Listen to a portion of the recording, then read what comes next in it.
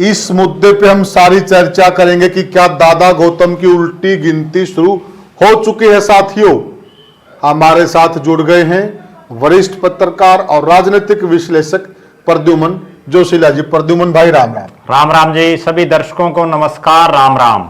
राजनीति की दुनिया की बात करें तो साथियों, पिछले 2-3 दिन से दादा गौतम छाए हुए हैं मीडिया के अंदर।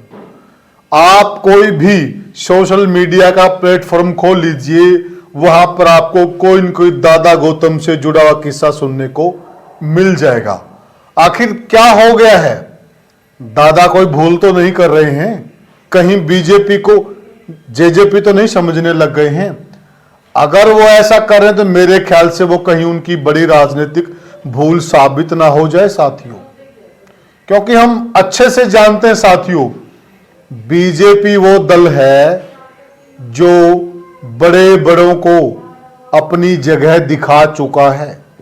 आप पीछे का वाकया देखेंगे, अनिल विज एक समय में बीजेपी को आंखें दिखाने लग गए थे। लास्ट समय में उन्होंने मंत्री बनने से इनकार कर दिया था, पर बीजेपी ने उनको जगह दिखाई और एहसास कराया। आज अनिल विज वही अनिल विज हैं जो अपने आप में बड़े तुर्रम खां बनते थे। उनके पास बहुत बड़े मंत्रालय होते थे, उनमें भी कांटा लगा दिया गया, बोल नहीं पा रहे हैं। और दादा गौतम की इतनी हिमाकत कि वो हुडा की तारीफ करें और बीजेपी के बारे में क्या बोल रहे हैं।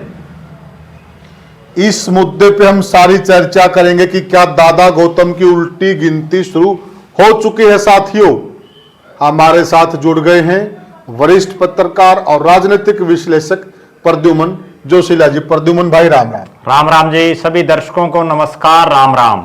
प्रद्युमन भाई, क्या जो हम देख रहे हैं 2-3 दिन से पिछले जी, दादा गौतम की कहीं उल्टी गिनती शुरू तो नहीं हो गई है? देखो, निश्चित रूप से दादा गौतम, जिनको भारतीय जनता पार्टी ने इस बार सफेदों से टिकट दे करके और जिताने का काम किया, क्योंकि वहां खुद दादा गौतम का तो कोई बहुत लंबा चौड़ा वजूद उस इलाके में है नहीं। बिल्कुल। वो तो जीते हैं तो भारतीय जनता पार्टी की टिकट पर ही जीते हैं जी। और बीजेपी के जो नेता और कार्यकर्ता और बीजेपी की जो मैनेजमेंट है जी, उसके दम पर जीते हैं। बिल्कुल सही। हम ये मान सकते हैं कि नारनौंद में उनका ठीक एक वोट बैंक है, लेकिन सफेदों में तो उनका कोई लंबा चौड़ा खेल है नहीं। सच्चाई ये है, अगर मुगलते में आ गए हो दादाजी। बिल्कुल। और जिस तरह की उनकी बयानबाजी, एक विधायक होते हुए कोई एक आम कार्यकर्ता भी अगर भारतीय जनता पार्टी का चौरे भूपेंद्र सिंह हुड्डा या विपक्ष के किसी नेता की तारीफ कर दे तो बीजेपी तो उस पर भी लगामें डाल देती है। बिल्कुल। और जिस तरह से पंडित रामकुमार गौतम जी ने ये बयानबाजी की है, उसका देख लेना निश्चित रूप से बड़ा खामियाजा पंडित रामकुमार गौतम को भुगतना पड़ेगा। हालांकि बड़ा खामियाजा, क्योंकि मंत्री तो उनको अब कोई बनाएगा नहीं जी, मंत्री तो बन चुके हैं। बिल्कुल। अगर फेरबदल होगा तो हो सकता है, अगर वो चुपचाप ठीक ठाक बैठे रहते तो क्या पता उनकी कहीं ना कहीं बारी आ जाती फेरबदल के में, क्योंकि साल 2 साल 3 साल बाद फेरबदल तो होगा निश्चित रूप से, हर बार हो रहा है। बिल्कुल।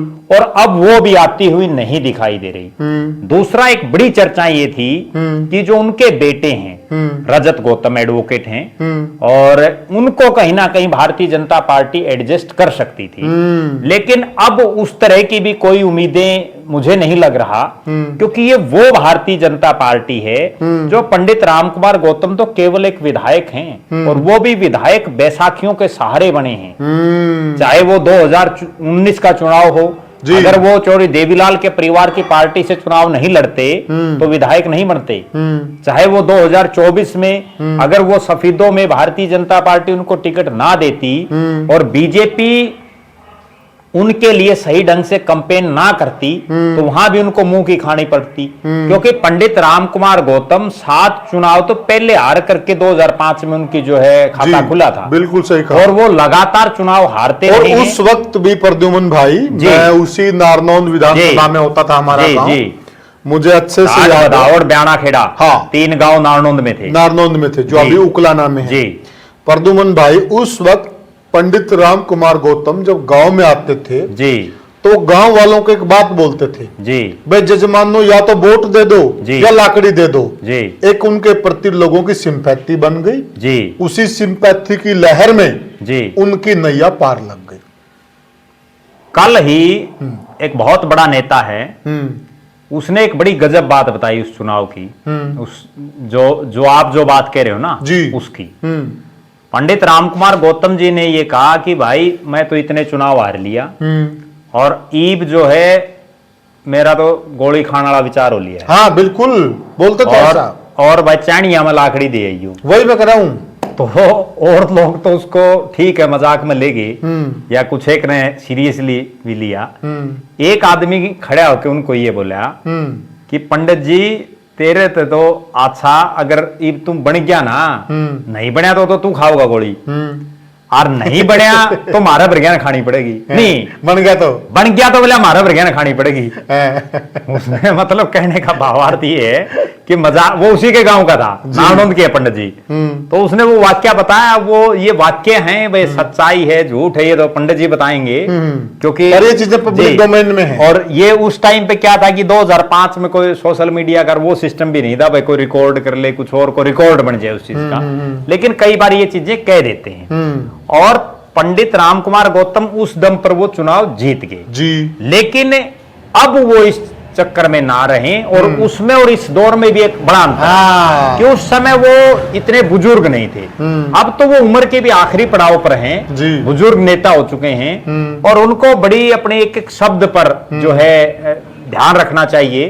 और राजनीतिक आदमी अगर सांस लेता है तो उसके भी मायने होते हैं, और उन्होंने तो सार्वजनिक मंच से चौरे भूपेंद्र सिंह हुड्डा, जो आज के दिन भारतीय जनता पार्टी के खिलाफ जो कांग्रेस पार्टी है उसके सबसे बड़े नेता हैं, बिल्कुल, और उनकी तारीफ करना कहीं ना कहीं ये दर्शा रहा है कि 2005 में जब वो पहली बार विधायक बने तब जो उनका जो हुड्डा प्रेम जागा था, क्योंकि ये हुड्डा साहब के क्लास फेलो भी रहे हैं, तो जो इनका हुड्डा प्रेम तब जागा था, बीजेपी में थे उस समय भी, और बीजेपी विधायक दल के नेता थे, लेकिन तब भी ये हुड्डा साहब की तारीफ करते थे। तो वही सीन दोबारा पंडित रामकुमार गौतम जी दोहरा रहे हैं, लेकिन वो इस चीज का ध्यान नहीं रख पा रहे कि तब बीजेपी के 2 ही विधायक थे और अब 48 हैं। ठीक बात, और वो बीजेपी नहीं है ये, और तब वो बीजेपी अटल बिहारी वाजपेयी और लाल कृष्ण आडवाणी की बीजेपी थी, आज ये नरेंद्र मोदी और अमित शाह की बीजेपी जिसने बड़े बड़ों का इलाज कर दिया। सबसे बड़ा सवाल खड़ा होता है प्रद्युमन भाई, देखिए कहीं ना कहीं जी, क्या जिस वोटर ने जी, जिस गोहाना के वोटर ने, सफेदों के वोटर ने जी, दादा रामकुमार गौतम को विधायक बनाया जी, ये उस वोटर्स की बेइज्जती नहीं है? क्योंकि क्यों मैं कह रहा हूं ऐसा, समझिएगा जरा, दर्शकों से भी मैं कह रहा हूं, देखिए जिस हुड्डा की वो तारीफ कर रहे हैं जी, उस हुड्डा का सिपाही उनके खिलाफ वहां चुनाव लड़ रहा, बिल्कुल, और हुड्डा, हाँ जी, सुभाष गांगुली देशवाल, और उस वह हुड्डा का बिल्कुल खासम खास है, और हुड्डा साहब ने जोर भी बहुत लगाया जी। इनको वोट कौन किसने दिया जी? जो बीजेपी माइंडेड लोग हैं, जो हुड्डा के खिलाफ थे, जो हुड्डा के खिलाफ थे, बिल्कुल हुड्डा के खिलाफ लोगों ने इनको वोट दिया है जी, और उनका वोट लेकर अभी ये उसी हुड्डा की तारीफ कर रहे हैं जी, जिस हुड्डा का सिपाही इनके खिलाफ था। उस वोटर की बेइज्जती नहीं क्या है? देखो निश्चित रूप से उन सम्मानित मतदाताओं की तौहीन है जी, और ना केवल गौतम साहब ने पहली बार की है, जब वो जेजेपी में बने थे तब भी उनको उन लोगों ने वोट दिया था जिन्होंने जिंदगी में कभी दादा गौतम को वोट नहीं दिया। दादा गौतम ने 10, 11, 12 चुनाव लड़े नानों से, कट्टर विरोधी होते थे वो लोग जो उनकी शक्ल देखना तक भी पसंद नहीं करते थे, उन्होंने दादा गौतम को वोट दिए, उनकी सपोर्ट की, उनको जिताया, और उसके बाद हुआ क्या कि उनको मंत्री नहीं बना तो तुरंत फिर पलट गई। अब फिर वही हालात है, जिस सफेदों में दादा गौतम का कोई जनाधार नहीं, बिल्कुल, और वहां केवल वो चौरे भूपेंद्र सिंह हुड्डा के खिलाफ जो एक मुंह थी, उसके चलते वो चुनाव जीत गए। अब वो वापिस यही दादा रामकुमार गौतम को असली राजनेता तब माने जब वो चुनाव से पहले ये कहते कि भूपेंद्र सिंह हुड्डा मेरा मित्र है, और भूपेंद्र सिंह हुड्डा एक देशभक्त परिवार से है, उसके रगों में देशभक्ति का खून दौड़ रहा है, और भूपेंद्र सिंह हुड्डा जो है मेरा खासम खास है, ये बात उस समय कह देते और फिर देखते चुनाव परिणाम क्या है। अब इस्तीफा देके फिर लड़के दिखाए। और बात आपकी ठीक, इस्तीफा तो अगर देते तो पिछली बार ही दे देते। पिछली बार दुष्यंत ने बहुत तान मारा, दादा दे दे इस्तीफा, लेकिन नहीं दिया। अगर तेरा दम घुट रहा तो इस्तीफा दे दे। बिल्कुल, और अब भी वही हालात है कि आप लोगों को मूर्ख क्यों बना रहे हैं। या तो आप ये समझ रहे हैं कि जनता ही मूर्ख है और आप उनको कुछ भी बोले जाओ। उसका भी एक बड़ा कारण मैं आपको बताता हूं। जब दादा गौतम ये बातें बोल रहे थे, लोग खिलखिला रहे थे। एक आदमी ने भी ये नहीं कहा, उनमें जो नारनौंद में जहां उन्होंने बोली है, उनमें से भी बहुत से लोग ऐसे मिलेंगे जो हुड्डा साहब की खिलाफत में, भारतीय जनता पार्टी के पक्ष में, सफेदों में जाकर के गौतम साहब के वोट मांगने गए और वो लोग खिलखिला रहे हैं। वो ये नहीं कह रहे तू क्या बोल रहे हैं पंडित जी। प्रद्युमन भाई, कहीं न कहीं उस वोटर की भावनाओं से खिलवाड़ नहीं है क्या? देखो, निश्चित रूप से खिलवाड़ है और भारतीय जनता पार्टी के शीर्ष नेतृत्व को तुरंत प्रभाव से इस चीज पर संज्ञान लेना चाहिए। वरना मैं बड़ी एक गंभीर बात बीजेपी के नेतृत्व को बता देता हूं। पंडित राम कुमार गौतम तो पहले भी भाजपा ही थे, ठीक है, बीच में वो कांग्रेस में चले गए, कभी निर्दलीय लड़ लिया, कभी फिर देवीलाल जी के परिवार की पार्टी में चले गए। लेकिन आपके जो 48 जीते हैं उनमें से बहुत से ऐसे हैं जो बीजेपी में नहीं रहे। अगर ये दादा राम कुमार गौतम अब शुरू हो गए, इसके बाद कोई इनको और भी शुरू हो जाएगा। अगर इन्होंने और ये सरकार संभलनी मुश्किल हो जाएगी। क्योंकि पहली कहां से गड़बड़ हुई, जब पंडित राम कुमार गौतम पहली बार बोले तो दुष्यंत चौटाला कोई बोल्ड फैसला नहीं ले पाए। और वो इसलिए नहीं ले पाए, उनकी मजबूरी क्या थी कि अगर वो कुछ भी लेते तो गौतम साहब भी भाग जाते और वो एक आधा और बजा लेते पार्टी में से और सरकार में से उनका सिस्टम खराब हो जाता। अब बीजेपी उस हालात में नहीं है। अब बीजेपी अगर अभी इनको रोक देगी तो फायदे में रहेगी, अगर नहीं रोका तो इनकी देखा देखी इक्का दुक्का विधायक और बोलना शुरू कर देंगे। गलत परिपाटी की शुरुआत तो 3 ही विधायकों की बात है। अगर 3 विधायक कहीं कोई उड़न परण हो गए तो उसके बाद हालात और परिस्थितियां जो 48 से 45 पर आ जाएगी बहुमत।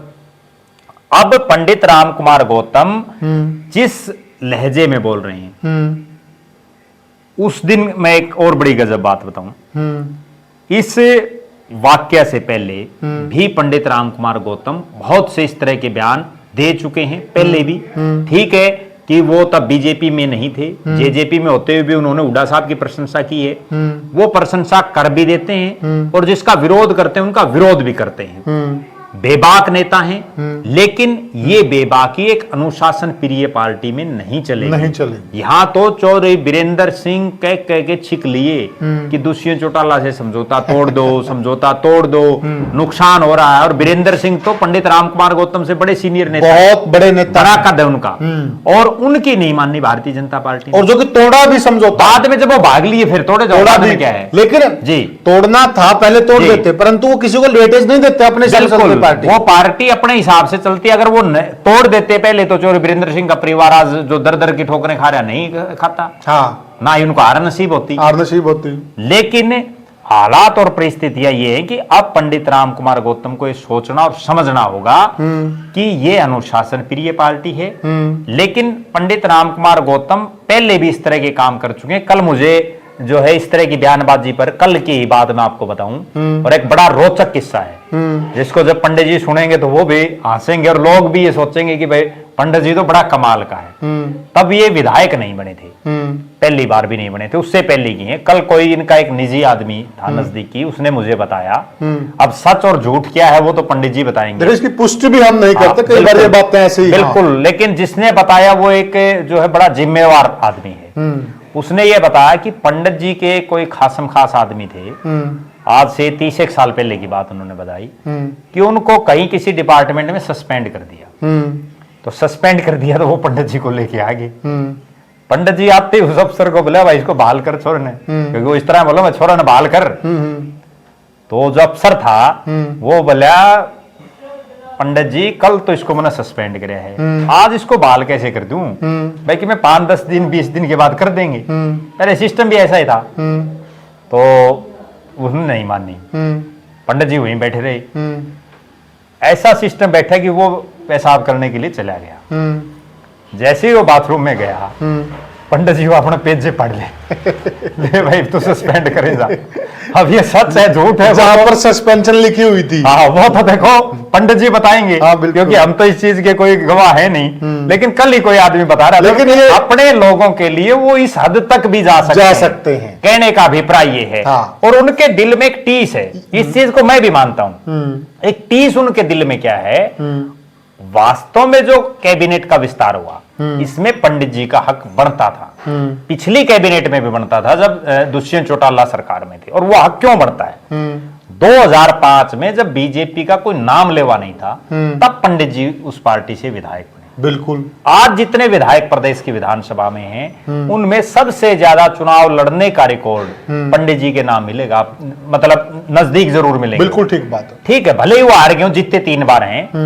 जितने जो मंत्री बनाए हुए हैं उनमें भी 3 बार वो जीते हुए हैं। कई तो ऐसे हैं जो पहली बार जीते हैं। गौरव गौतम पहली बार जीते हैं, आरती राव पहली बार जीती हैं, जो है आपके राजेश नागर दूसरी बार के विधायक हैं, श्रुति चौधरी पहली बार जीती है, कृष्ण बेदी दूसरी बार के विधायक हैं। तमाम जूनियर हैं पंडित राम कुमार गौतम से, और उनका राइट भी बनता है। और वो उनके दिल में एक टीस है, लेकिन वो टीस ये बीजेपी के प्लेटफॉर्म पर दूर नहीं कर सकते। हाँ। समस्या ये है, ये जेजेपी नहीं है, क्योंकि ये अब जेजेपी नहीं है, बीजेपी को पूर्ण बहुमत है। और बीजेपी को एक ऐसा बहुमत है जिस पर जो है भारतीय जनता पार्टी उनकी कोई सुनने वाली नहीं है, लेकिन सुननी चाहिए। हम भी इस चीज के पक्षधर में हैं कि इतने सीनियर नेता को जो है कुछ ना कुछ बना। कल सोशल मीडिया पे एक आदमी ने एक कमेंट कर रखा था, तो क्योंकि लोग चटकारे भी ले रहे हैं, और उन्होंने बड़ी गजब बात लिखी कि जो है नायब सिंह सैनी को एक डिपार्टमेंट बना के